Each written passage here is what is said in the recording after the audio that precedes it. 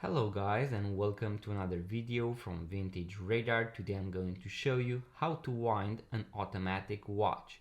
Today we have the Hamilton Khaki Field Automatic with the 42mm case, a very beautiful piece that is powered by the automatic H10 movement.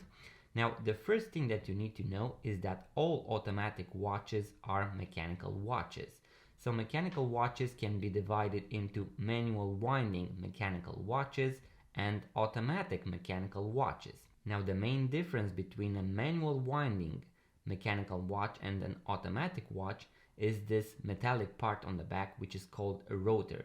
As you can see, as I move the watch, this metallic part is going to spin and it is actually going to do the winding for me. So it is going to self-wind or automatically wind the mechanism. This is the main difference between the two, and the easiest way to wind an automatic watch is to actually wear it. So when you wear the watch, when you have it on the wrist and you move your wrist around, this metallic part, so the rotor, is going to spin and it is going to do the winding. So this is the easiest way to wind your automatic watch, by wearing it.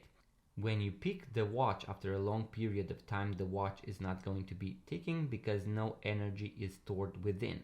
Now, something that you can do before setting the time and date and putting it on the wrist is to give it a quick shake. So you can shake it for around 30 to 60 seconds in order for the watch to wind a little and the watch to start ticking.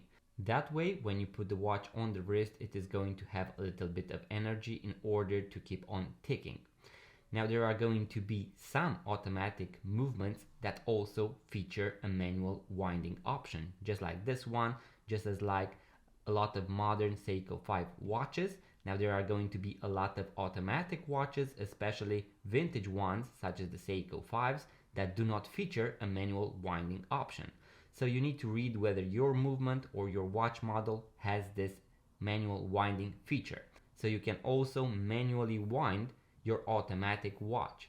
So when you pick the watch up and it has no energy, you simply wind it a little and then you have the energy in order to put it on the wrist, and then it is going to use the automatic part, so the rotor, in order to keep on going. Now there are going to be some people that say that manually winding your automatic watch is going to damage or break the watch. That is not the case. Otherwise, the manufacturer, so the watch company, would not have included the option within the movement. This is a common misconception online. Something that you need to remember is that by manually winding your automatic watch, you are going to engage more gears. So more wheels are going to rotate as you manually wind your watch. Thus, you are going to increase the wear on your movement. So that is something that you need to take into account if you only manually wind your automatic watch. Now, if you only manually wind your automatic watch from time to time, let's say once a week, a few times a month, and you only wind it a few times, that is not going to have any major impact on your watch. So you are not going to need a faster service if you just use this feature a few times a month. So guys, that was the quick tutorial on how to wind an automatic watch.